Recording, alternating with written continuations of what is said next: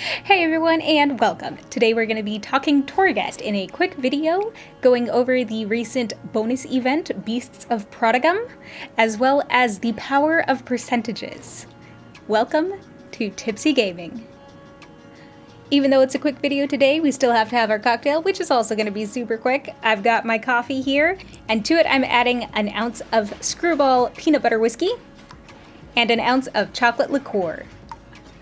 Makes the coffee just a little bit extra. So hopefully you've heard by now of the bonus event for Torghast that's going on this week. These are events that are going to rotate with different bonuses available.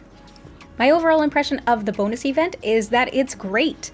A lot of people were complaining and commenting that different classes just are really imbalanced as far as Torghast goes, where one class might have a super easy time clearing all the way through layer 8 solo, whereas others can barely clear a layer 2 on their own.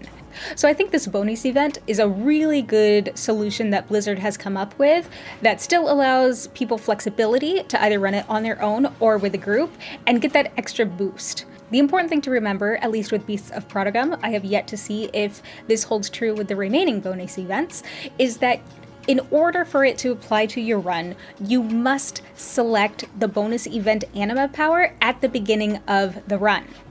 So when you start Torghast, the first anima power you're offered, you will have either your normal options or the Beasts of Prodigum bonus event options to choose. If you don't choose them at that first anima power, you will not have any of those options for the rest of the run. If you do select it for the remainder of the run, you can expect to see some anima powers offered to you that will boost your beast.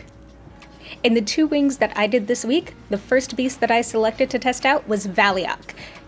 He does AoE damage and a silence, so it's kind of like having an additional DPS buddy available. In the second run I did, I selected Horgul. I'm gonna call him Horgy. Horgy acts much more like a tank, so he has the ability to taunt mobs and also stun individual targets. So both of them are actually really great for interrupting casters, which is fantastic. The same as with any Torghast run, there is some RNG involved. And on that first run that I did with Valiok, the anima powers for him came a little bit sporadically. They weren't as numerous as I was initially hoping, but they were still there and they still definitely helped. On the second run that I did with Horgy, he got a lot more anima powers. He got his health increased, his damage increased. He was doing pretty good by the end of it.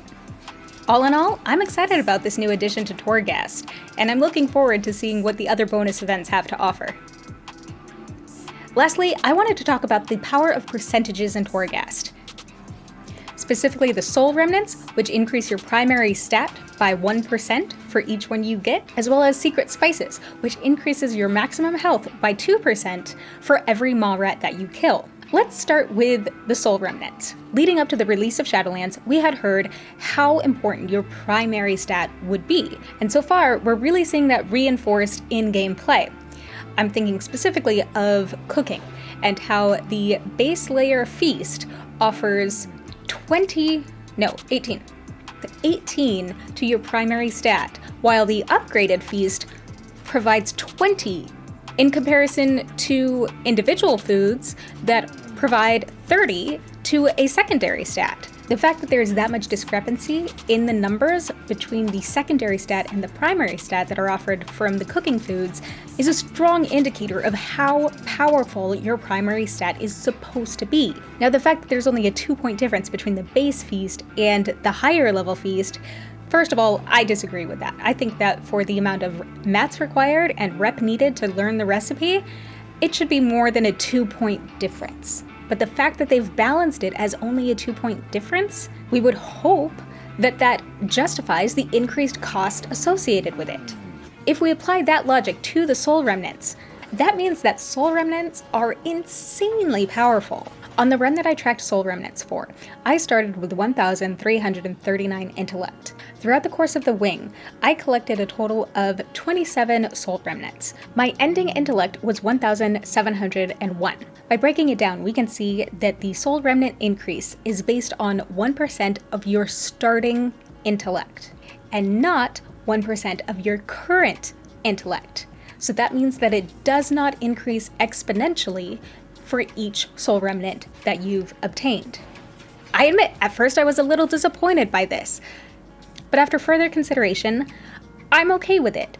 Because if it was exponential, that would be pretty overpowered. As it is, I was able to gain almost 350 additional intellect.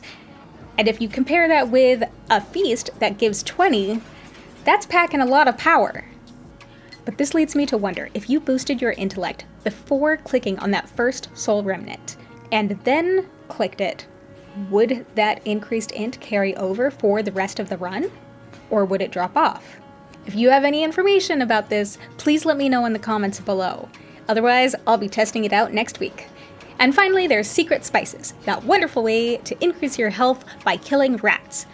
A couple of things to keep in mind for this is that it does affect pet classes. So hunters and warlocks, secret spices will boost the health of not only you, but your pets. Another thing to keep in mind is that it caps at 50. So you cannot increase your maximum health by more than 100%. Much like the soul remnants, the 2% increase is based on your initial maximum health. However, if you acquire any anima powers that increase your maximum health, that counts too. So any that you acquire before obtaining secret spices will factor in once that 2% is calculated. It also has incredible synergy with other abilities and passives that boost your health. For example, redirected anima from the Grove Invigoration soulbind. From what I could tell, once you hit roughly the 65,000 health breakpoint, you should be getting roughly 1,000 additional health per rat. The downside of secret spices is the RNG that's involved.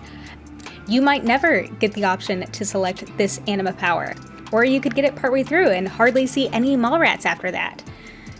But overall, I think it's a pretty powerful boost, and definitely one that's at least worth considering. Am I gonna give up an epic ability for it? Probably not, but it's at least worth knowing the mechanics. So I hope this information helped clarify a couple aspects of Torghast for you, and I wish you all the best of luck in there going forward. This has been Tipsy Gaming. I'm Tipsy. Please remember to drink and game responsibly. Oh, one more thing. This channel recently surpassed 100 subscribers, and I want you to know how much that means to me.